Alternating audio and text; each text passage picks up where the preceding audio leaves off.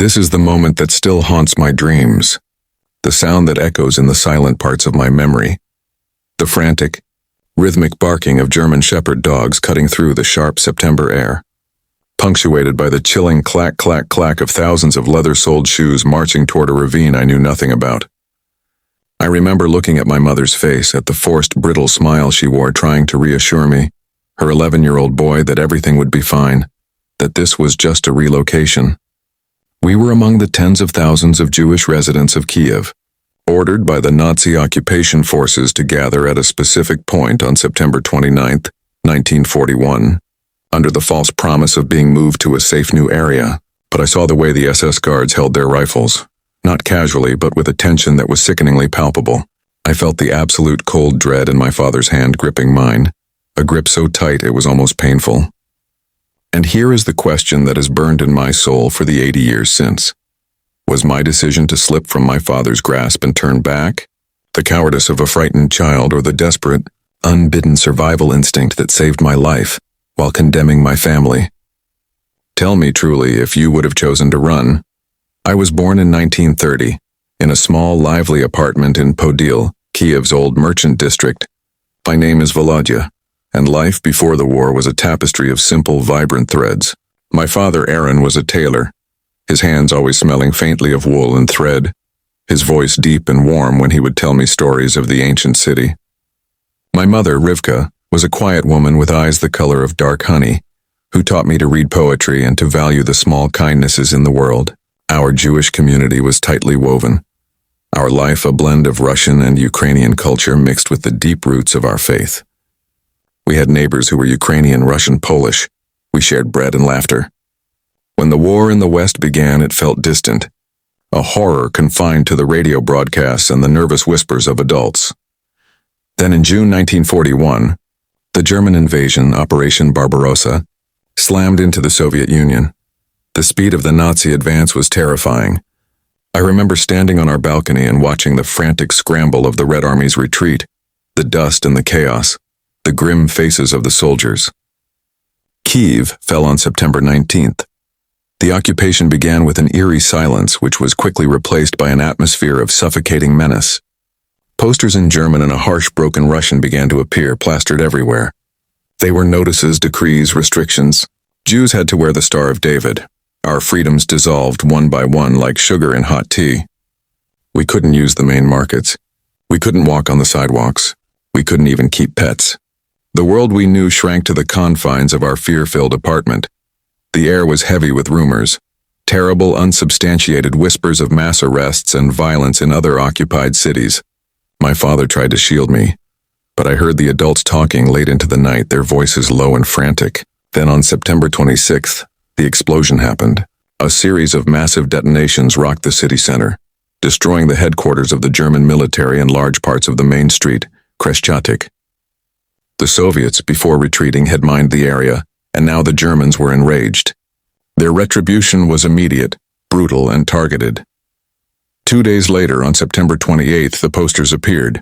They were brief, printed in Russian, Ukrainian, and German, and they were the most devastating thing I have ever read. They were signed by the commander of the city. They read simply that all Jews of Kyiv must appear on the morning of Monday, September 29, 1941, at the corner of Melnikova and Doktorivska streets near the railway station. We were told to bring documents, money, valuables, and warm clothes. The word they used was relocation. My father read the poster aloud, his face pale, but he nodded. "They are moving us out of the city, Volodya," he said, trying to sound confident.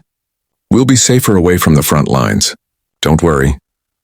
But his hands were shaking as he helped my mother pack a small suitcase with our few treasures and a change of clothes.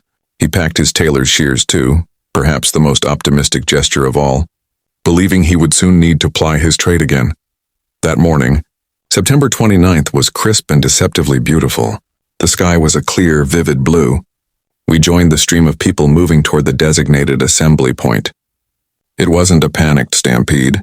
It was a slow, agonizing funeral procession of the living. Entire families walked together, the elderly leaning on their children, babies swaddled tight. People were carrying suitcases, bundles of blankets, even canaries in cages. They truly believed they were being moved. My father held my hand firmly on his left and my mother was on his right.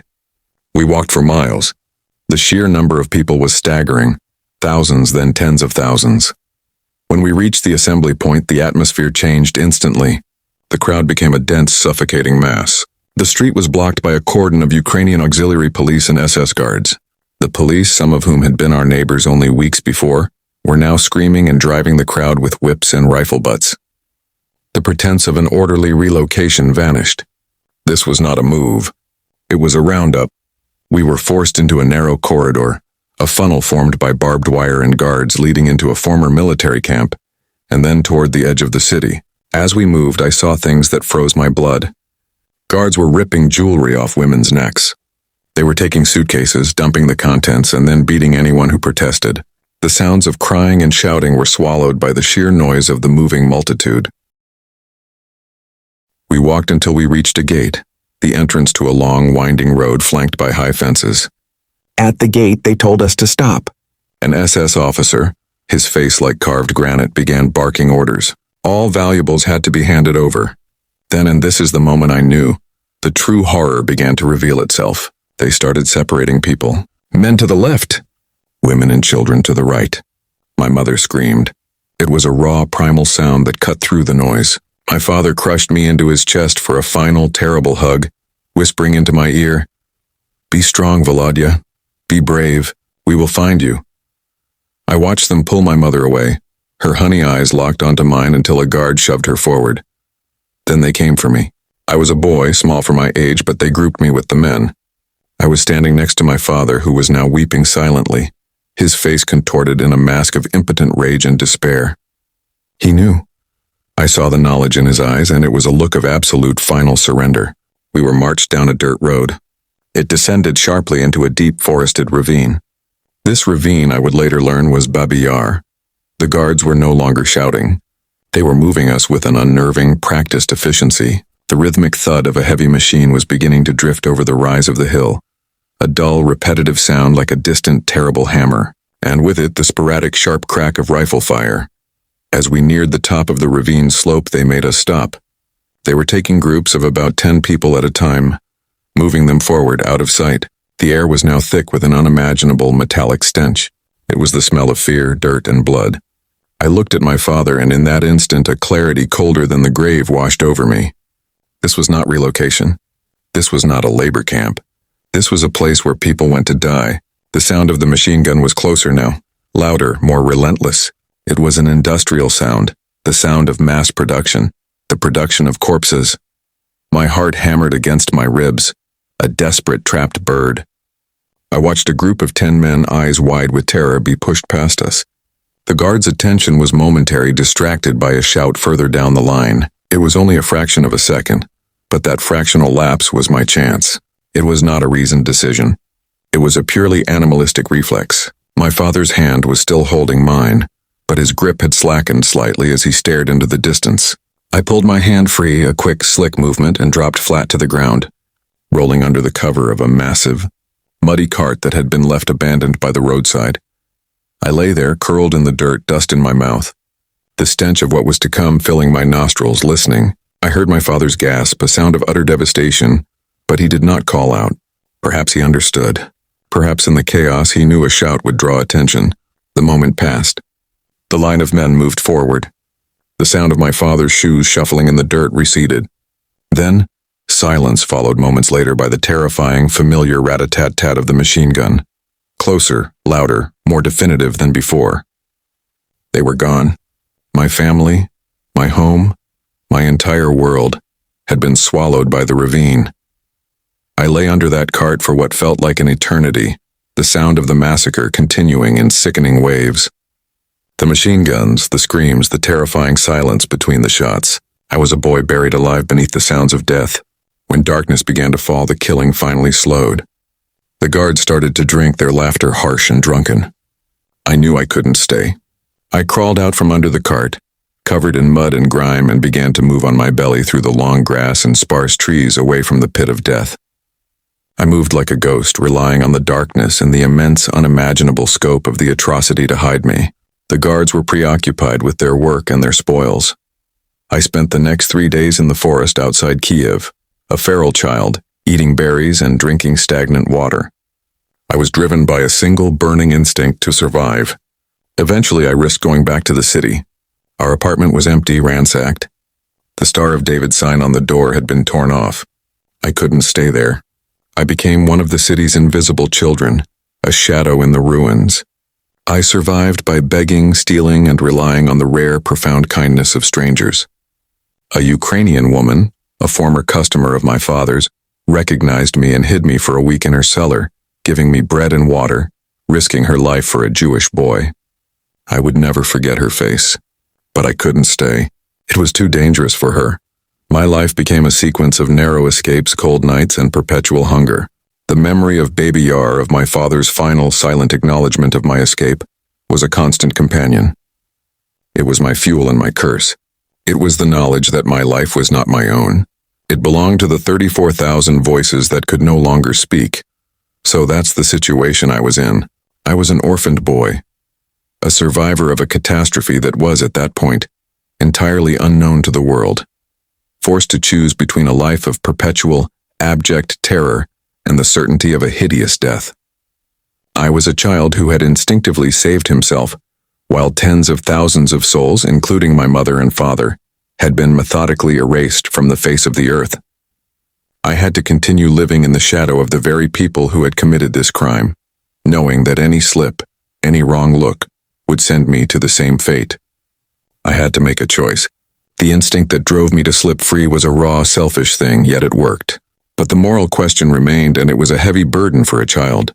Should I have stayed with them? Should I have taken my place in the line? Before I tell you what happened next, how I finally found a way to fight back, and the role I played in making the world remember Babi Yar, I want you to pause and comment below what you would have done in my shoes. Would you have taken the chance and run? Or would you have stayed with your family knowing the end was inevitable? I truly need to know what you think. The climax of my story is not a single grand confrontation. It is the long, agonizing act of bearing witness. I learned quickly to look less Jewish. I learned to speak Russian without the slight Yiddish cadence my mother had taught me. I changed my name. Volodya became Vanya. And I fabricated a story of being an orphaned peasant boy from a village that had been destroyed. I worked menial jobs, hauling coal, sweeping floors, always on the fringes, always ready to run. Then in 1943, after the disaster at Stalingrad, the tide of the war began to turn. The air in Kyiv shifted from suffocation to electric tension. The Red Army was pushing west. The Germans, sensing defeat, became even more desperate and brutal. They began to attempt to hide their crimes. I was working for an older Russian man cleaning his stable when a rumor reached us.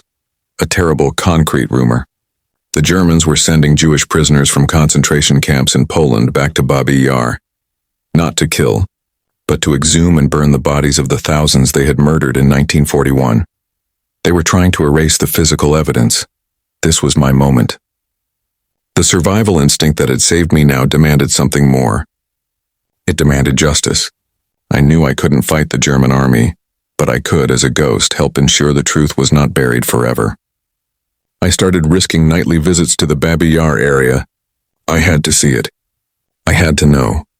The ravine was now a heavily guarded site, surrounded by searchlights and barbed wire, the air thick with the sickening, sweet smell of burning flesh and lime.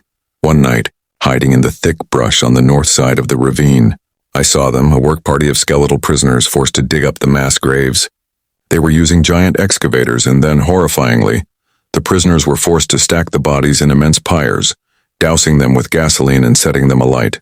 The sheer scale of the horror was unimaginable. This was a factory of oblivion trying to destroy all proof. I found out where the prisoners were being housed, a makeshift barracks built on the edge of the ravine. I couldn't just stand by. I managed to sneak into the camp perimeter by bribing a hungry auxiliary policeman with a few stolen cigarettes. I didn't go in with a plan of rescue, but with a plan of information. I found a way to slip a note to one of the prisoners, a man who looked intelligent and desperate, telling him I was a witness to the 1941 murders and that I was still in the city. The note simply said, "The world must know. Tell them where the bodies are being burned. Tell them what the machine has done." That was my small act of resistance. My hand, The one that had let go of my father's was now scribbling the truth onto a scrap of paper. I repeated this twice more, until one prisoner, a man named Yevgeny, who would later become a hero, managed to smuggle a tiny message back to me. It contained details, the number of bodies, the location of the pyres, the exact dimensions of the ravine, and the date of the first mass murder. It was a testament, written in blood-stained dirt and desperation. The climax of this period of my life came on September 29, 1943, the second anniversary of the massacre. The Red Army was closing in. I felt a reckless, almost suicidal need to mark the day. I risked everything and walked to the nearest main thoroughfare, Melnikova Street, right near the perimeter of the death zone. I had managed to acquire a small tin of black paint and a brush. In the dead of night, in the shadow of a bombed-out building, my heart pounding so hard I thought it would wake the Germans, I painted a single massive word on the remains of a stone wall, right where the German notices had once stood, Babi Yar. Underneath it, in smaller but still defiant letters, 34,000. It was an act of pure, distilled rage and memory. The aftermath was swift. The Germans found the graffiti the next morning and were furious. They interrogated people in the area, but I was gone, back to the shadows, my heart strangely calm. I had done what I could. I had marked the grave. The liberation of Kyiv finally came in November 1943. The Red Army entered the city and the joy was intoxicating, but for me, it was tinged with a profound, terrible grief. The first people to investigate Babi Yar were Soviet journalists and officials. I presented myself to the authorities, telling them my story, showing them the small crumpled note from Yevgeny the prisoner. My testimony, the testimony of a boy who had slipped away, was one of the first and most crucial accounts. It corroborated the details found in the notes smuggled out by the few prisoners who managed to escape from the burning detail before the final, desperate German retreat. I pointed out the ravine, the burial pits, the traces of the burning pyres. I was 11 when I ran, and now I was 13, a witness whose childhood had been consumed by the memory of a single horrific day. The consequences for me were complex.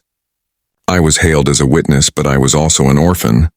The Soviet government initially tried to bury the Jewish nature of the atrocity, preferring to call the victims Soviet citizens. But the truth, the memory, could not be suppressed, not with the mountains of evidence. My life, however, was fundamentally altered. I never recovered my innocence. I carried the weight of my survival in the faces of my parents every single day. The tailor's shears my father had packed were never found. I rebuilt my life in Kyiv, always near the place where they died, feeling a fierce, proprietary love for the ground that had drank their blood. I went on to become an engineer, a life of precision and certainty, the opposite of the brutal chaos I had witnessed. I married, had children, and told my story relentlessly, every single time, fighting the urge of time and politics to forget Babi Yar. The moral I carry from this is simple, yet crushing. Survival is not always a victory. Sometimes it is the highest form of duty. My decision to run was not cowardice. It was the mechanism that allowed me to become the living monument to those who were silenced. I was the one who could speak. And that was the terrible gift my parents' sacrifice had given me. This story, the true story of Babi Yar, is a promise kept. It is the echo of the 34,000 souls who marched to their deaths under the lie of relocation. Never forget the lie. Never forget the names. And never forget the courage of the child who, by running, lived to tell the world. If my telling this story, if sharing the pain of that single terrible day, gives even one more person the moral clarity to oppose hatred in their own time, then the weight I carry is worth it.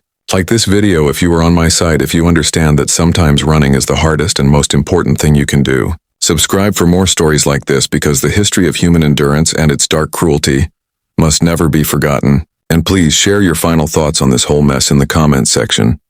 Let's keep the conversation and the memory alive. I'll see you all in the next story.